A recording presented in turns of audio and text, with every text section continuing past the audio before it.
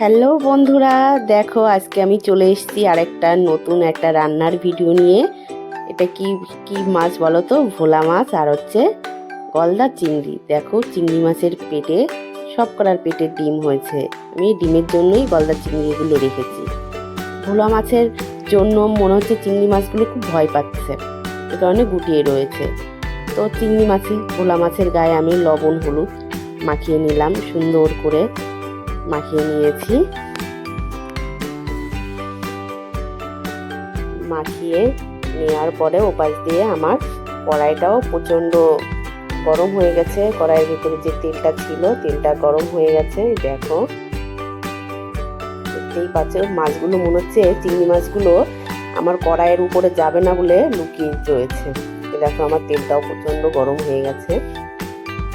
এবার সব একে একে ও মাছগুলো বলছে যে আমাকে ভাজিস না রে। দেখো এক এক করে আমি দিয়ে দিচ্ছি ভোলা মাছগুলো। আগে ভোলা মাছই ভেজে নিচ্ছি।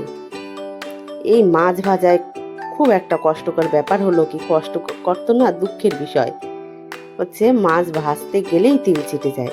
তা আমি ভয়ে ভয়ে মনে হয় যে আমি মাছের সঙ্গে যুদ্ধ করছি, ঢেকে ঢেকে ভাজি।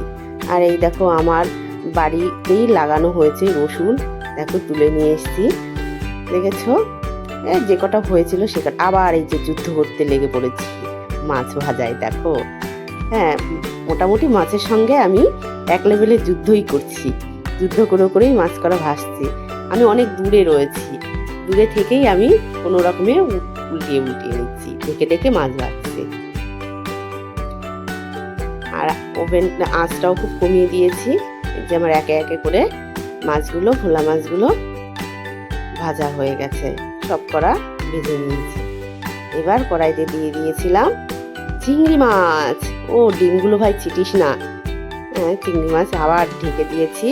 ঢেকে দিয়ে এই দেখো আজকে আমি শিলনোড়াতে বাটবো, তাই এই যে সব মশলাগুলো করে নিয়েছি। এই দেখো বাটবো আমি।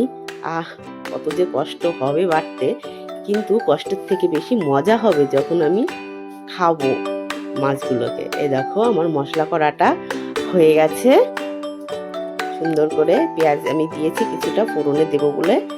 এইবার চিংড়ি মাছগুলো ভাজা হয়ে গেছে, ঢেকে ঢেকেই ভেজে নিয়েছি। এবার মাছগুলো আমি তুলে নিয়ে কালো জিরে, আর আমি মাছের ঝাল করতে গেলে আমি কালো জিরে ফোড়ন দিই।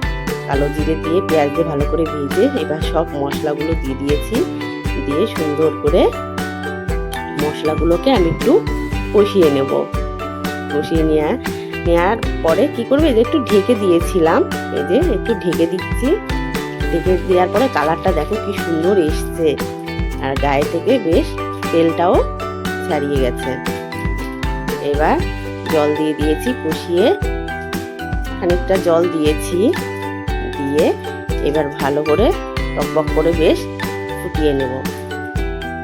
ঢেকে দিয়ে খানিকক্ষণ ফুটিয়ে নিয়ে এই যে আমার রেডি ঝাল ঝাল ভোলা মাছ।